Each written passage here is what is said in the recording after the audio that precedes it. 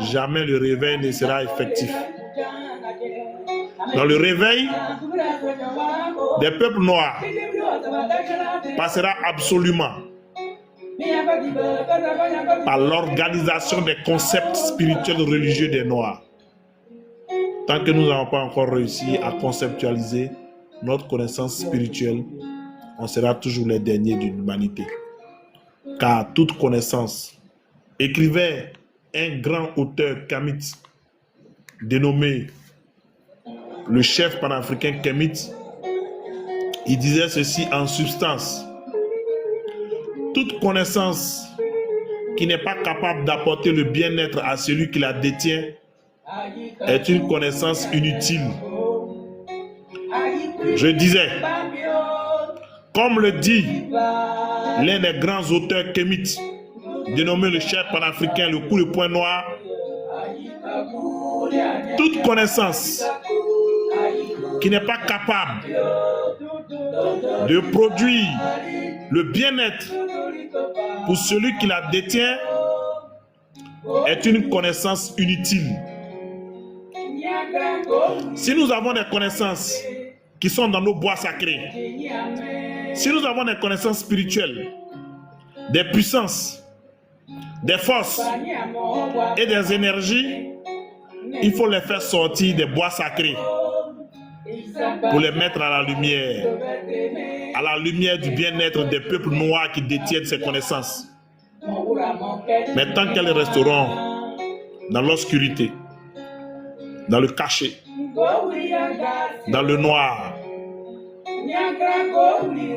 jamais l'homme noir ne sera à la lumière.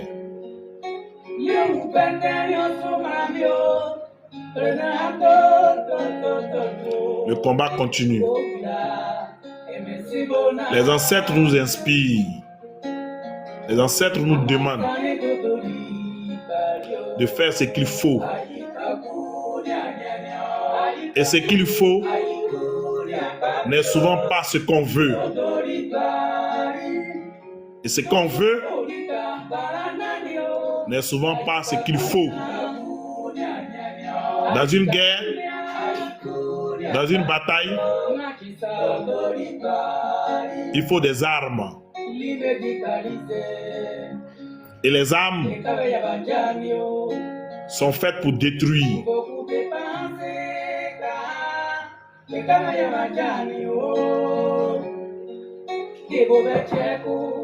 Gloire et honneur aux ancêtres. Fais comme tu veux. À tous les Kamites du monde entier, nous vous poussons à être des êtres de solution et non pas des insulteurs publics,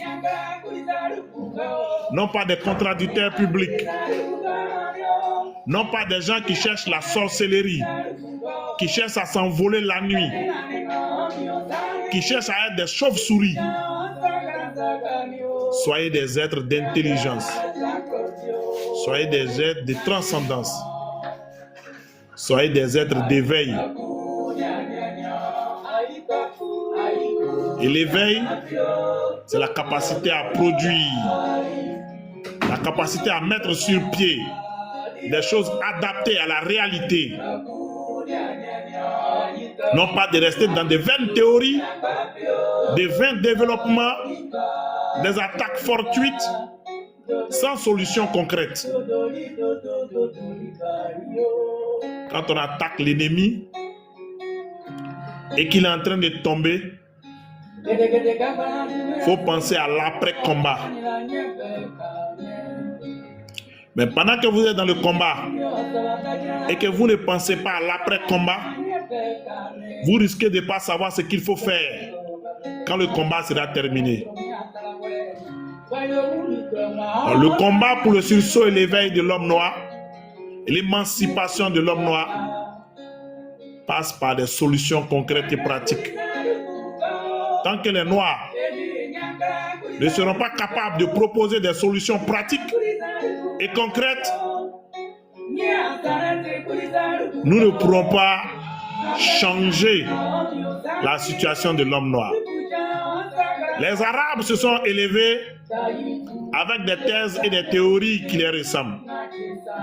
Les Arabes ont développé l'islam, ont utilisé l'islam pour asseoir leur civilisation et asseoir leur suprématie.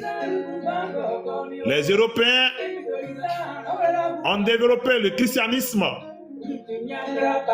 qu'ils ont volé aux Juifs pour asseoir leur civilisation, pour asseoir leur suprématie. Aujourd'hui, les Kémites arrivent et ont envie d'asseoir la suprématie de l'homme noir, à éveiller et développer la civilisation de l'homme noir. Mais ils ont peur de créer l'arme fatale avec laquelle cette suprématie va s'exprimer. La Rikalion, religion kamite de l'homme noir, la religion kamite de libération de l'homme noir, est l'âme qui sauvera les Kamites. Gloire et honneur à nos ancêtres. Haché. Ainsi prend fin le live d'aujourd'hui. Merci à tous ceux qui nous ont écoutés. Merci à tous ceux qui ont compris le message. Soyez bénis, soyez suivis, soyez éveillés, soyez connectés par nos ancêtres, tant de nos villages, tant de nos contrées, tant de notre énergie paternelle que maternelle. Soyez connectés, soyez reliés à la terre-mère Kama, terre de toutes les mers, mère de toutes les terres. Gloire et honneur aux ancêtres. Haché.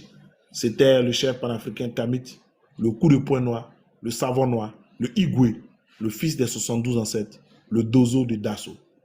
Gloire et honneur aux ancêtres. Haché.